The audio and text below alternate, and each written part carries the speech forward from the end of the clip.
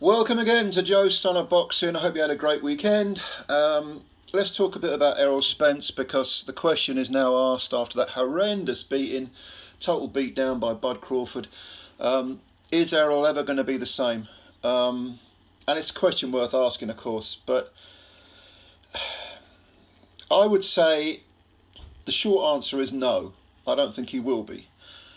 But I don't think he's done himself any favours throughout his career, so to speak. I don't think it's just the Bud defeat that has taken years off his career. I mean, he's 33 anyway, which is not particularly young for a welterweight, although if he'd preserved himself like Bud has done, he could have squeezed more life out of his career, or more longevity. Obviously, when we talk about him ever being the same again, we're talking mentally, psychologically, as well as physically.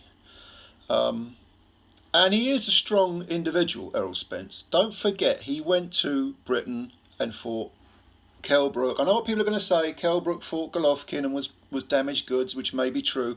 But nevertheless, Spence went over to Britain. He fought Brook in Sheffield, in his backyard, in a stadium fight, and beat him. Okay, and didn't have things all his own way. I mean, Brook didn't do too bad for the first 4 or 5 rounds. And he beat him, convincingly. He broke his eye socket. It was a good fight, a good performance, very good performance. But that was in 2017. In fact, it was in May of 2017, so it's 6 years ago. And since then, inactivity has definitely played a part. I mean, Spence is obviously mentally strong. I really think it's the inactivity and it's the lifestyle that have taken years off his career, not necessarily this one defeat. As bad as this defeat is, it's not necessarily a case of, well, he's gone from being an elite fighter to being an also-ran. If you look at, in the last 6 years, if you look at his fights, I mean, he had 2 fights in 2018, Lamont Peterson and Carlos Ocampo. And the Ocampo fight, even though Ocampo at the time was undefeated in 22 fights, Spence did him in a round. Prior to that, Lamont Peterson lasted into the 7th, but was damaged. He was at the back end of his career, wasn't he, Peterson? Am I right in saying it was his last fight? I think it might have been. So he made those 2 quick defences. In 2019, he fought Mikey Garcia, who was jumping up, 2 weight divisions, and lasted the distance. And yes, Spence dominated him, but you would expect him to dominate a guy who was just too small for the guy. And then he fought Sean Porter, that was also in 2019. And he went the distance. It was a split decision. I thought Spence won that, not comfortably, but did definitely win it. So, that's he's a good fighter, Sean Porter. That's a good win. But it was only a split decision. He did go the distance. Then in 2020, he fights Danny Garcia, another guy who's smaller, much more, very good fighter, but a smaller guy, really just a 140-pounder.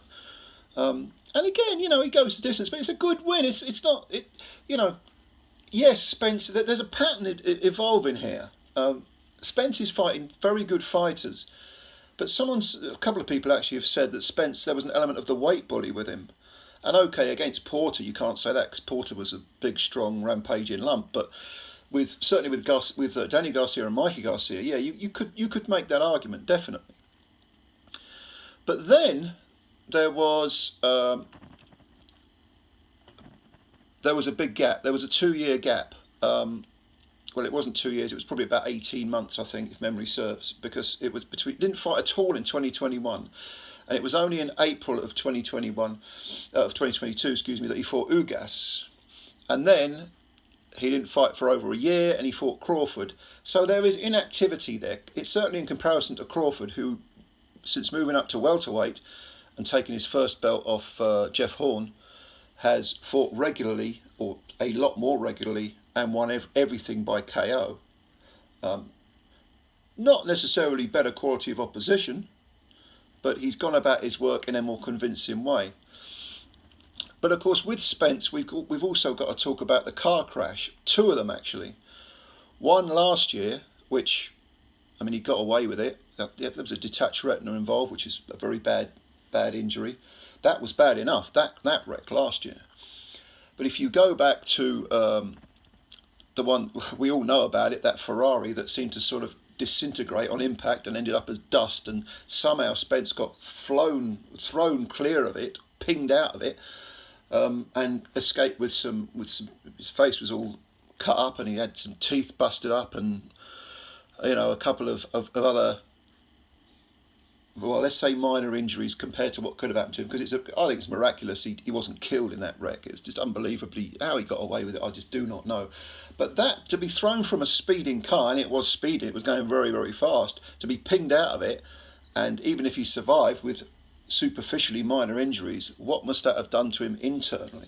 What must that have done to him psychologically, mentally? Well, he had 2 fights before the Crawford fight after that bad accident. The Ugas fight, where he looked very, very good against a big, strong welterweight who was coming off a win over an old Manny Pacquiao. But Ugas is a good fighter. I'm not gonna second guess everything and rewrite history. We all thought that the performance against Ugas was very, very good, and it was good. It was a good performance. And the Danny Garcia fight was after the car wreck, the big car wreck, the disintegrating Ferrari, and yes, Spence won a 12-round decision over him. But I've got to go with Roy Jones on this, who said that the effects of that wreck, they must have had some sort of long-lasting effect on Spence that perhaps we weren't privy to, or perhaps we didn't notice it, because we tend to notice cosmetic and superficial injuries more so than what's going on inside a man's head, or the effect of the organs on being in such a terrible accident. I should say it's an accident. He got done for drink driving, didn't he? So you have to say it's not really an accident. He's lucky to get away with that. Very, very lucky.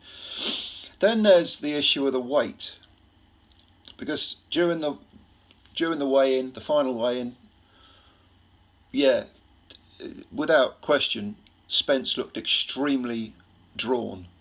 And to be honest with you, I thought Crawford looked a bit thin as well around the face. He had that scruffy beard on, which might have been obscuring it. But the skin, the texture of the skin on both guys, especially Spence, was quite telling. And I do remember thinking, he looks weight drained. He looks, neither of them look great, but I'm talking about Spence. Spence looks weight drained. So I don't think we can overlook that. I know we all thought Spence was tight at the weight.